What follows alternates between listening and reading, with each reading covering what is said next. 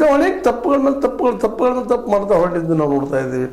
ಇಂಥ ಪ್ರಸಂಗದಲ್ಲ ಮತ್ತು ಇಲ್ಲಿವರೆಗೆ ಆದಂಥ ಎಲ್ಲ ಯೋಜನೆಗಳು ಹೆಚ್ಚು ಕಮ್ಮಿ ಯಾವುದು ಯಶಸ್ವಿಯಾಗಿದ್ದು ಒಂದು ಎರಡಾದರೂ ತೋರಿಸೋಣ. ಹೌದು, ನಾವು 3 ನಂಬರ್ ಆಗಿದ್ವಿ 4 ನಂಬರ್ ಆಗಿವಿ ಅಂತ ಹೇಳ್ಕೊಳ್ತೀವಿ, ಆದರೆ ನಮ್ಮ ಜೀವನ ಮಟ್ಟ ಇಲ್ಲದ. ಕೇವಲ ಈ ದೇಶದ 10% ಜನರ ಜೀವನ ಮಟ್ಟ ಮಾತ್ರ ಜಪಾನಿಗಳಿಗಿಂತ ಉತ್ತಮದ, ಇದನ್ನು ಒಪ್ಪುನು ನಾವು.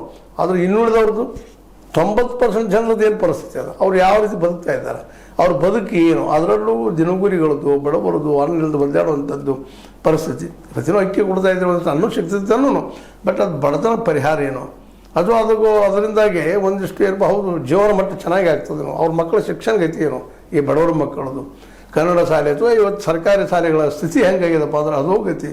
ಯಾವ ಪ್ರಮಾಣದ ಶಿಕ್ಷಕರಷ್ಟು ಇರೋದು ಅದು ಶಿಕ್ಷಕರ ಒಬ್ಬ ಹುಡುಗರಿಂದ ಹೆಚ್ಚು ಕಡಿಮೆ 60 ಹುಡುಗರಿಂದ ಒಬ್ಬ ಶಿಕ್ಷಕ ಆಗ್ಬೋದೇನೋ, 70 ನೋಡ್ಬೇಕು ಅದನ್ನು. ಯಾಕಂದ್ರೆ ಕೆಲವು ಕಡೆ 2-3 ಕ್ಲಾಸ್ನಲ್ಲಿ ಒಬ್ಬರಿಗೆ ತೊಳಿಸ್ತಾ ಇದ್ದಾರೆ ಸರ್ಕಾರಿ ಶಾಲೆಗಳಲ್ಲೇ.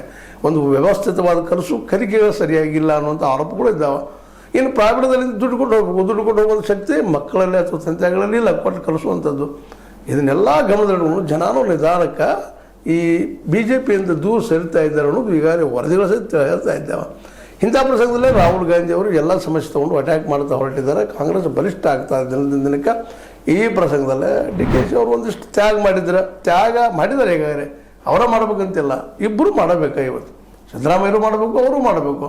ಸಿದ್ದರಾಮಯ್ಯ ಇತಿಹಾಸದ ಏನೋ ಕುರ್ಚಿ ಬದಲ ಬಿಟ್ಟುಬಿಡ್ರಿ, 2 ವರ್ಷ ಹಾಲು ಬರ್ತದೆ. ಮತ್ತು ನೀವು ಗೆಲ್ತೀರಿ, ಕೂಡಿ ಏನು ಎಫರ್ಟ್ ಮಾಡಿದಿರಿ, ಒಳ್ಳೆಯ ವರ್ಕ್ ಮಾಡಿದಿರಿ, ಗ್ಯಾರಂಟಿ ಅಂತ ನೀವು ಕೈ ಬಿಡೋದಿಲ್ಲ ಅಂತ ಅನ್ನಿಸ್ತದೆ. ಯಾಕಪ್ಪ ಅಂತಂದ್ರೆ ಇಲ್ಲಿವರೆಗೆ ಡೆವಲಪ್ಮೆಂಟ್ ನೋಡಿದ್ರೆ ಜನ ನಿಮ್ಮ ವಿಶ್ವಾಸ ತೋರಿಸ್ತಾ ಇದ್ದಾರೆ. ಅದರಲ್ಲೂ ಮುಖ್ಯವಾಗಿ ಮತದಾರರು ಹೇಳಿದ್ದಾರೆ ಅಂದರೆ ನಮ್ಮ ಹಳ್ಳಿಗಳಲ್ಲಿ ಸಣ್ಣ ಊರುಗಳಲ್ಲಿದ್ದಾರೆ, ಅಲ್ಲೇ ಧರ್ಮಕ್ಕಿಂತಲೂ ಹೆಚ್ಚು ಹೊಟ್ಟೆಗೆ ಅನ್ನದ ವ್ಯವಸ್ಥೆ ಮಾಡೋ ಪ್ರೀತಿ ವಿಶ್ವಾಸ ಹೆಚ್ಚದ ಅನ್ನೋದು.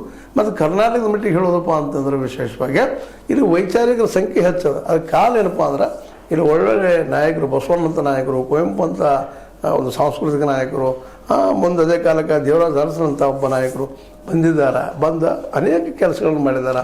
ಜನರ ವಿಚಾರ ಶಕ್ತಿ ಬೆಳೆಸಿದ್ದಾರೆ.